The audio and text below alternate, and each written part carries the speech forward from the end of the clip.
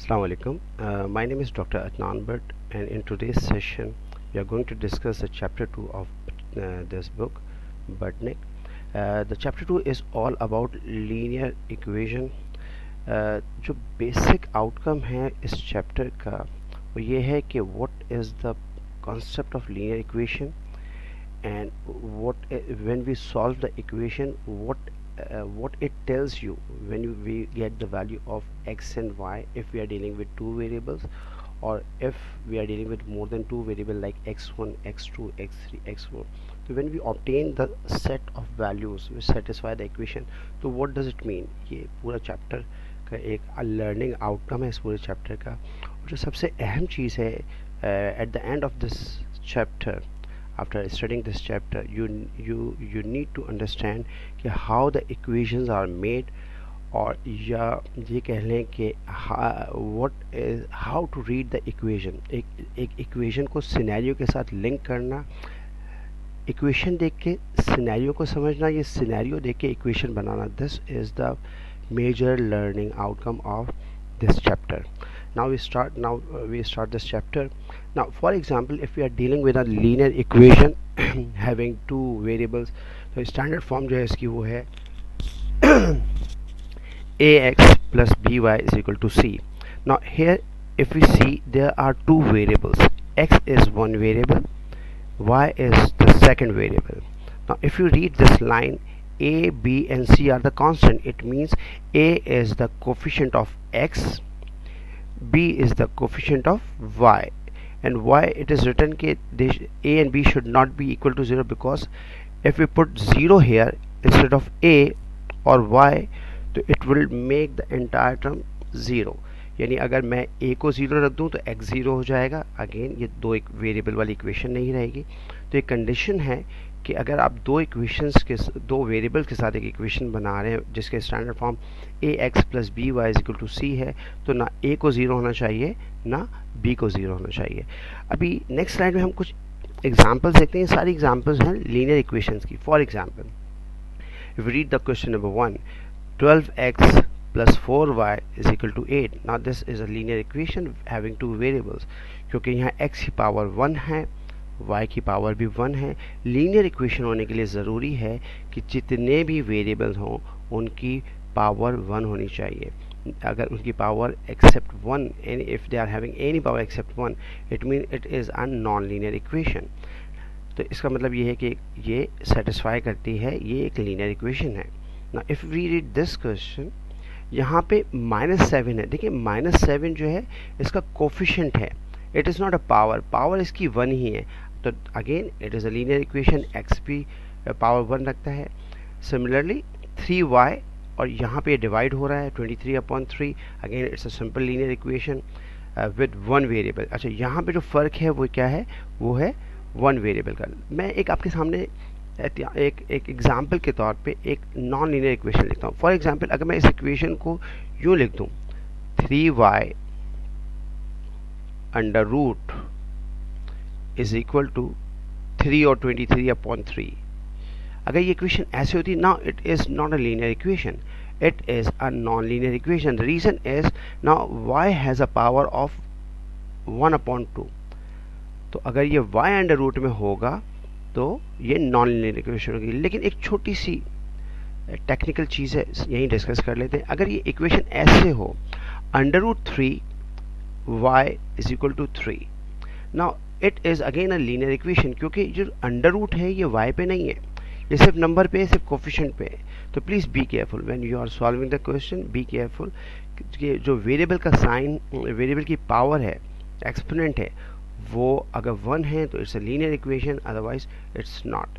Similarly अगर हम example number 4 को देखें, यहाँ पावर 1 है, यहाँ पावर 1 है, it's a linear equation.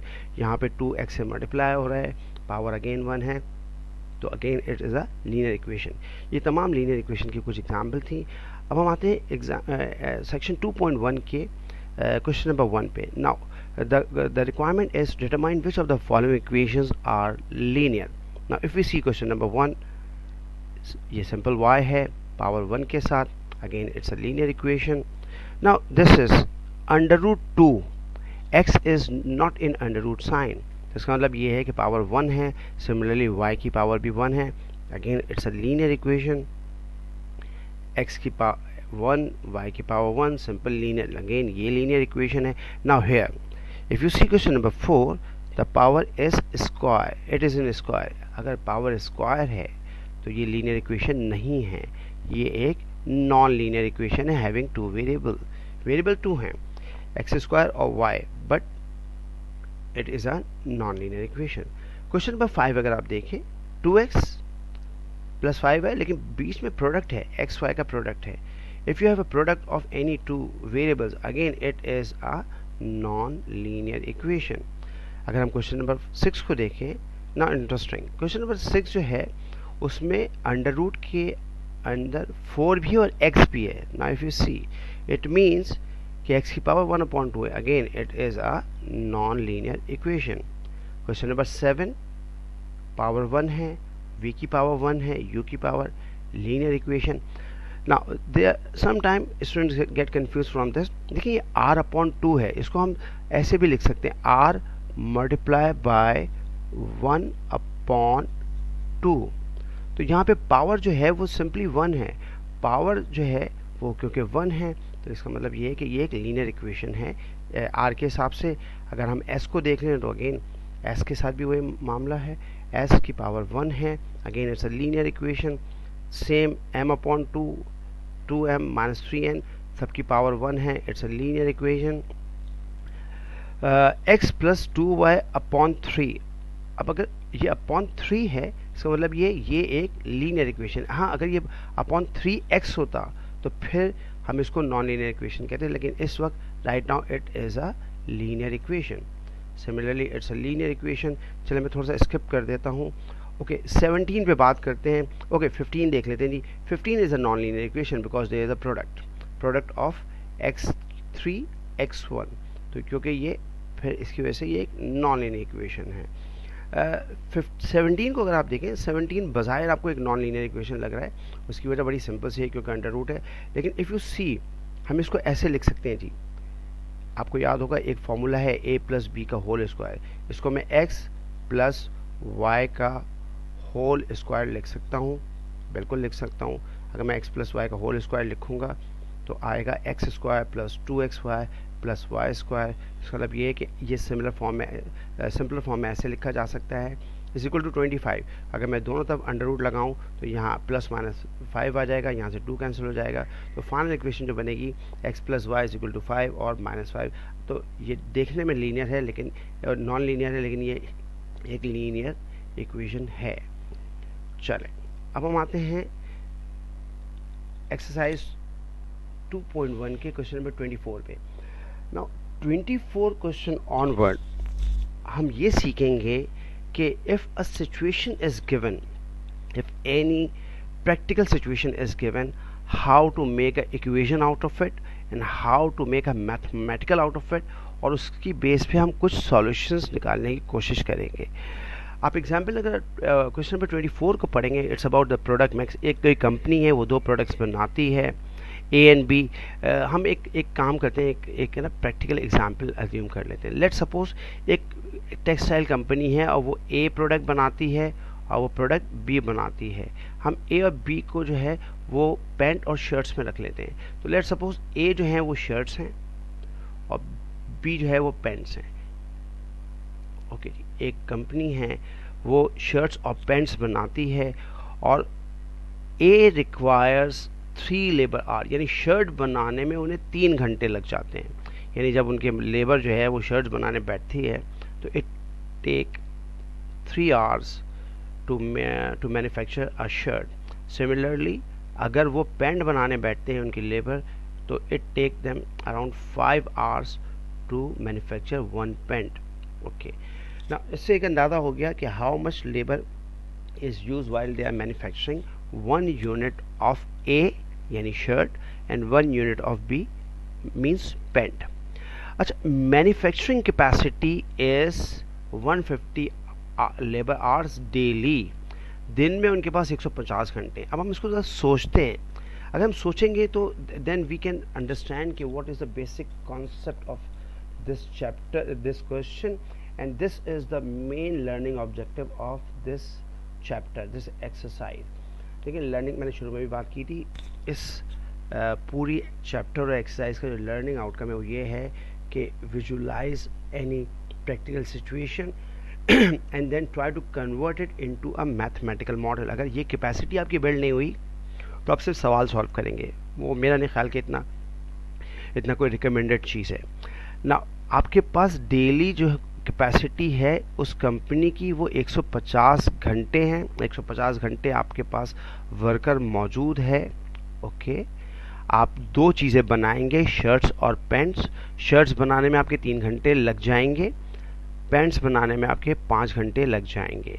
Now what they are asking you to do in requirement number 1.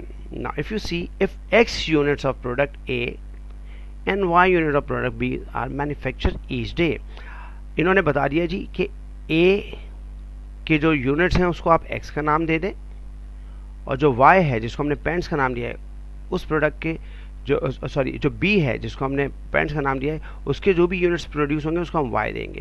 इसका मतलब है X और Y को आपको इन्होंने डिफाइन कर दिया है. X is the number of units of shirts produce daily in our case, and Y is the number of pants produce daily. Daily is important. Okay, now you have to make a linear equation. Now they are saying determine the linear equation. Now the equation would be 3x plus 5y is equal to 150. Now this is the solution. Now how it satisfy the equation or how satisfy the situation?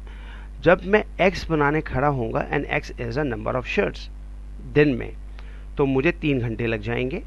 और जब मैं pants बनाने खड़ा होऊंगा और pants is a number of pants, sorry y is a number of pants daily, तो मुझे 5 घंटे लगेंगे पर यूनिट बनाने में. तो 3x प्लस 5y के कॉम्बिनेशन में मुझे 150 घंटे डेली कंज्यूम करने हैं. Now this is a equation we need to make. Now if you read the requirement number B, they are saying how many units of A can be made each day if 25 units of B are manufactured. अब ये ऐसा से समझ लें कि आपके पास किसी ने आके कहा कि भाई आपने मुझे डेली B हमने पैंट्स कह दिए, आपने 25 पैंटें मुझे डेली बना के देनी है. अच्छा, अब आप 25 पैंट्स का आपको ऑर्डर आ गया है, इसका मतलब 25 पैंट्स आप डेली बनाएंगे. Now you have to decide कि अगर आपसे कोई पूछेगा कि मुझे what maximum number of shirts you can produce daily, ना देखिए यहाँ डिसीजन मेकिंग आती है. When you are involve in business, तो स्पेशली इन मैन्युफैक्चरिंग, तो you have to make decisions on daily basis, even on some time on hourly basis. आपको एक साहब ने आके ऑर्डर दे दिया कि भाई मुझे 2 महीने तक आपने 25 पैंट्स डेली बना के देनी है. इसका मतलब ये है कि आपके कुछ लेबर आवर 150 में से कुछ लेबर आवर वहाँ कंज्यूम होने वाले हैं. आपको ये पता होना चाहिए कि अगर कोई अब नया शख्स आए तो और वो शर्ट्स का ऑर्डर दे तो मैक्सिमम कितनी आप शर्ट्स बना सकते हैं. Now by using this equation, देखिएगा मैंने क्या किया, जो इक्वेशन थी 3x plus 5y is equal to 120, वहाँ y की जगह पेंट्स की तादाद लिख दी जो 25 थी. जब मैंने इसको मल्टीप्लाई किया तो 5 5 125 हो गया. ये 125 इधर आके माइनस हो जाएगा. आपको पता है जो चीज़ इक्वेशन के अंदर प्लस होती है यहाँ लाके हम सिंपली इसको माइनस कर देते हैं. तो 150 माइनस 125 इज इक्वल टू 25. ये 25 हो गया. ये 3 जो है ये यहाँ पे मल्टीप्लाई हो रहा है, इधर आके डिवाइड हो गया. 8.33 यूनिट ऑफ x. ये हमारा एक मैथमेटिकल जवाब आया है. Just to understand what it represents कि अगर आप 25 पेंट्स डेली बना रहे हैं इस कैपेसिटी में, इस प्रोडक्शन फैसिलिटी में डेली बना रहे हैं, तो आप maximum 8.33 somewhere around 8 to 9 shirts daily बनाने की कैपेसिटी रखते हैं. तो डिसीजन मेकिंग में कैसे इन्वॉल्व होगा कि अगर आपको कोई साहब आके कहें इसी कैपेसिटी के साथ कि जी मुझे 15 शर्ट्स बना दें, तो डू नॉट कमिट. आप ये कमिट नहीं करेंगे क्योंकि आपकी कैपेसिटी 8 शर्ट्स की है डेली, तो आपने मैक्सिमम 8 शर्ट से ऊपर नहीं जाना. तो यहाँ डिसीजन मेकिंग इन्वॉल्व होती है. ओके, इसका सी पार्ट देखते हैं. how many units of A can be made each week if 12 units of B are manufactured each day? Assume a 5-day week work week. ये हम बाद में डिस्कस करते हैं. ये कह रहे हैं जी अब आप A के कितने यूनिट्स बना सकते हैं if 12 units of B are manufactured. Again B paints हैं तो कहा जी 12 यूनिट आपने B के बना लिए हैं. आप ये बताएं कि A के कितने यूनिट्स बना सकते हैं. बिल्कुल सिमिलर फैशन में आपने Y की जगह 12 रखा. जब 12 सॉल्व किया 12 5 ज़ा 90 आपके पास 12 5 ज़ा 60 सॉरी 12 5 ज़ा 60. अब 150 में से जब 60 माइनस हुआ तो इट इज़ 90 और ये 3 यहाँ पे मल्टीप्लाई हो जाके डिवाइड हुआ 30 यूनिट्स. इसका मतलब ये है कि कॉम्बिनेशन क्या बनेगा कि अगर आप 12 पैंट्स डेली बनाएंगे तो आपके पास शर्ट्स बनाने के लिए 30 यूनिट्स की गुंजाइश मौजूद रहेगी पर डे. यानी इस केस में अगर आपके पास if you have received already a 12 pants order a day already तो आप 30 यूनिट्स तक का ऑर्डर को जो है वो फुलफ़िल कर सकते हैं पर डे. और इन्होंने इसको थोड़ा सा कॉम्प्लेक्स करने के लिए आपको कहा है 5 days अ वीक. तो इसका मतलब ये है कि अगर आप एक दिन में 30 यूनिट्स बना रहे हैं शर्ट्स के या ए के तो आप मल्टीप्लाई बाय 5 कर दें. आप 150 units shirts in a week उनको ऑर्डर को फुलफ़िल कर सकते हैं. Now this is the solution of question number 24. Now if we move to question number 25. Now similarly इस क्वेश्चन में भी अगेन एक सिचुएशन दी है. हम उस सिचुएशन को समझेंगे and then if you read the exam requirement number 1. देखिए इस पूरी एक्सरसाइज की जो रिक्वायरमेंट होगी वो पहली रिक्वायरमेंट होगी डिटरमाइन द इक्वेशन. और वो इक्वेशन हमने सिनेरियो समझ के बनानी है. अच्छा अब इस सिनेरियो को जब हम पढ़ते हैं एक डाइटिशियन है वो 3 टाइप के खाने को सोच रहे हैं कि they must be included in the meal. But she is considering to about one vitamin to be added in the meal.